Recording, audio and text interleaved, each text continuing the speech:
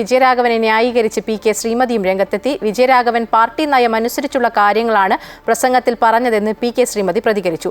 വിജയരാഘവൻ തെറ്റായി ഒന്നും പറഞ്ഞിട്ടില്ല. പ്രധാനപ്പെട്ട സാമുദായിക നേതാവ് വെള്ളാപ്പള്ളി നടേശൻ കോൺഗ്രസിനെ കുറിച്ച് പറയുന്നത് ശ്രദ്ധിക്കണം. വർഗീയവാദികളുമായി കൂട്ടുകെട്ടുണ്ടാക്കിയാണ് കോൺഗ്രസ് മത്സരിക്കുന്നത്.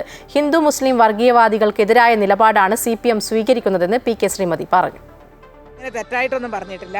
കേരളത്തിലും വർഗീയവാദികൾ ഈ തീവ്രവാദികൾ മുള പൊക്കുന്നുണ്ട്, അവരുടെ തല ഉയർത്താൻ ശ്രമിക്കുന്നുണ്ട്.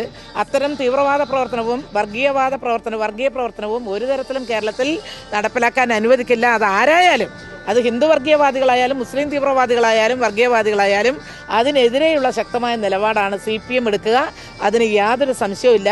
പിന്നെ ഇവർ കോൺഗ്രസ്സുകാർ എതിർക്കേണ്ടത് ഇപ്പോൾ ആരെയാ?